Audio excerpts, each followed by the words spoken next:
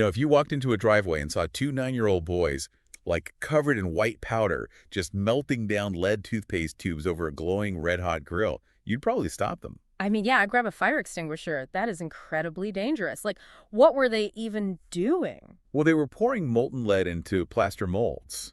So they were quite literally trying to make money by casting fake nickels. No, wow. So counterfeiting. Exactly. But instead of just punishing them, the father of one of those boys, guy the author calls Rich Dad, used that illegal mint to teach a lesson. And that's our mission for today's deep dive. We're extracting the core lessons from the source material behind Rich Dad, Poor Dad. Right, looking at the two distinct father figures. Yeah, the highly educated poor dad and the wealthy, street-smart rich dad. We really want to decode the hidden rules of money that schools just, never teach you. And that counterfeiting story is such a perfect jumping off point because when Rich Dad shuts down their whole operation, he makes the kids work in his convenience store for like 10 cents an hour dusting cans.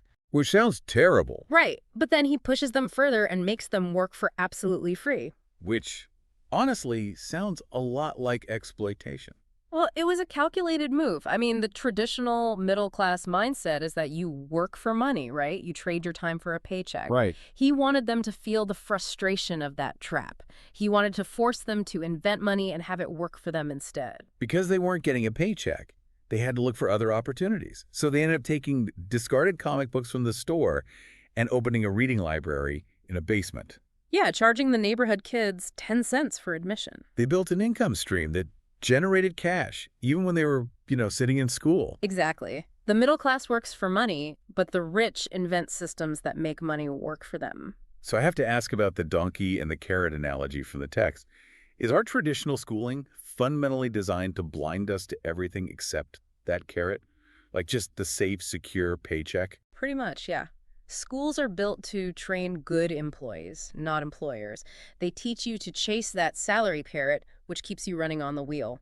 But they leave out the financial literacy required to actually build the cart. Right, and if you want to own the cart, you have to know what to actually buy with your money. Rich Dad breaks this down to a ruthlessly simple definition. Right, the difference between an asset and a liability. Yeah. An asset puts money in your pocket. A liability takes money out of your pocket. Sounds simple enough, but the text argues that your primary house, like your home, is a liability and not an asset. Well, think about what happens when you buy a house. You have a mortgage, property taxes, maintenance, insurance. It's just a continuous outflow of cash. Exactly. It ties up capital that could be used to buy actual income-generating assets. Wait, hold on. You're telling me the ultimate American dream, owning a home, is actually a financial mistake. Like, does the emotional attachment to our homes actively lower our financial intelligence? High emotion lowers financial intelligence, for sure. People buy a bigger house thinking it's an investment, but they're really just buying a bigger expense. I see. The wealthy buy income-producing assets first, like real estate they rent out or businesses, and then they use the cash flow from those assets to pay for their luxuries, like a big house. Okay, but if the math is that simple, just buy things that pay you, why does almost everyone struggle with it? Well, it's not a math problem, it's an emotional one. The two emotions that keep people trapped in the rat race are fear and greed. Fear of not having enough money. Right, which makes you go to work. And then the greed or desire makes you spend the paycheck on a new car or a bigger TV. Which leads into that radical concept of paying yourself first. Yes. The middle class pays everyone else first. Yeah. The government, the bank, the credit cards. If there's anything left over, they save it. They become the 98-pound weakling getting pushed around by bill collectors. Exactly. But the rich pay themselves first, meaning they buy their assets before paying their bills. Which honestly sounds insanely irresponsible. I mean, the text uses a gym analogy here about mental weightlifting.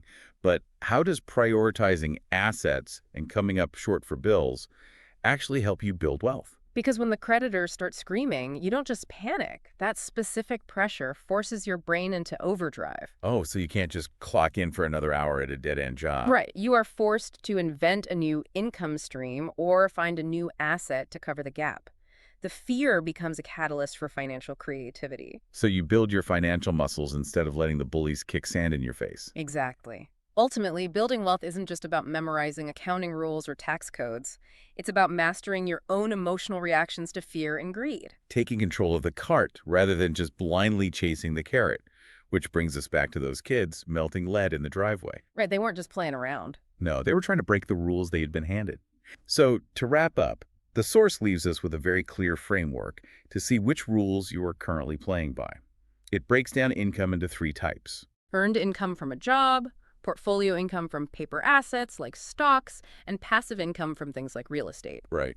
So if you're listening right now, try this. Pull up your bank statement today. Which of those 3 incomes earned, portfolio, or passive is actually funding your life right now? And what does that tell you about whose rules you are playing by?